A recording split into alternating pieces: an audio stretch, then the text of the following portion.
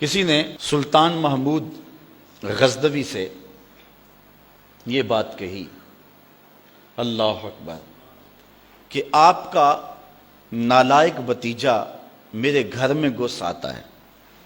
یہ بات کسی بڑھیا نے کہی حضرت سلطان غزنوی سے کہ آپ کا نالائق بھتیجا میرے گھر میں گھس آتا ہے اور میری بیٹی جوان ہے، بس اس کے آگے میں کچھ نہیں کہنا چاہتی۔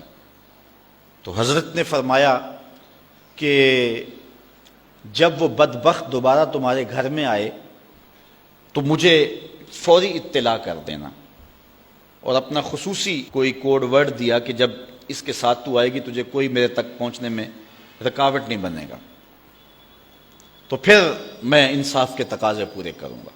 2-3 دن گزرے، بڑھیا آ گئی، رات کا موقع تھا، سلطان اٹھا، تلوار لی اور ساتھ چل پڑا۔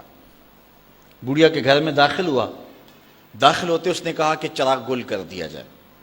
چراغ گل کر دیا گیا تو اس نے جا کے اس نوجوان کی گردن کاٹ دی۔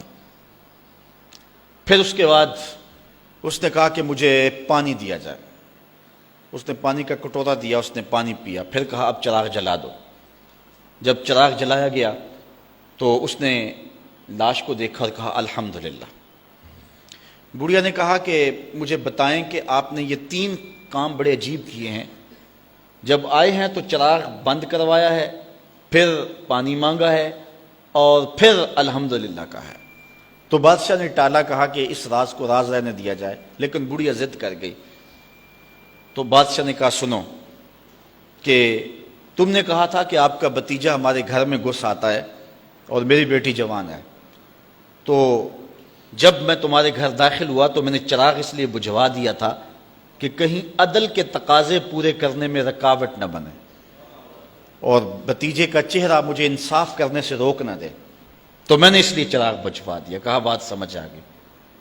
تو کہا آپ نے جب چراغ بعد میں روشن کروایا تو الحمدللہ کیوں کہا؟ کہا کہ میں اس دن سے پریشان تھا کہ میرا خون اتنا گندا ہو گیا کہ بادشاہ کا بھتیجا ہو کے ایک بڑھیا کے گھر میں جا کے یوں زیادتی اور ظلم کرتا ہے، لیکن جب چراغ جلا روشن ہوا تو وہ میرا بھتیجا نہیں تھا، وہ کوئی اور تھا، صرف ہمارا نام استعمال کرتا ہے۔ تو میں نے کہا الحمدللہ، یا اللہ تیرا شکر ہے کہ میری نسل اتنی گندی نہیں ہوئی ہے۔ تو کہا آپ نے پھر فوری پانی منگوایا اور پیا۔ بادشاہ نے کہا بڑھیا یہ راز رہنے دو، یہ نہ پوچھو۔ بڑھیا ضد کر گئی کہ نہیں مجھے یہ بھی بتاؤ۔ تو کہا بڑھیا پھر سن، جس دن سے تو نے بتایا تھا کہ آپ کا بھتیجا میرے گھر میں گھس آتا ہے، اس دن سے نہ میں نے پانی پیا تھا نہ کھانا کھایا تھا۔ میں نے کہا تھا جب تک ظالم کو کیفر کردار تک نہیں پہنچا دیتا اتنی دیر تک نہ کھانا کھاؤں گا نہ پانی پیوں گا۔ اب ظلم کا انجام تو نے دیکھ لیا، اب میرا اتنا حق تو بنتا تھا کہ 2 گھونٹ پانی کے پی لو۔ تو آج نام بھی تو انہی کا باقی ہے، آج ذکر بھی تو انہی کا باقی ہے۔ جن لوگوں نے عدل و انصاف کے بخیے ادھیڑ کے رکھ دیے، پھر حرف غلط کی طرح مٹ جاتے ہیں، ان کی قبروں کے نشان بھی باقی نہیں رہتے ہیں۔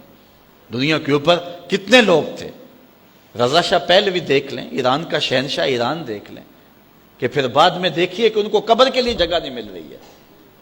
تو جنہوں نے عدل کیا، جنہوں نے انصاف کیا، تو زمانے کے اوپر نام انہی کا رہتا ہے، اور کسی ملک میں کسی جگہ پہ عدل و انصاف سے ہی ملک اور وطن قائم رہتے ہیں۔ الملک یدوم بالکفر ولا یدوم بالظلم، ملک کفر سے تو قائم رہ سکتے ہیں لیکن ظلم سے قائم نہیں رہتے۔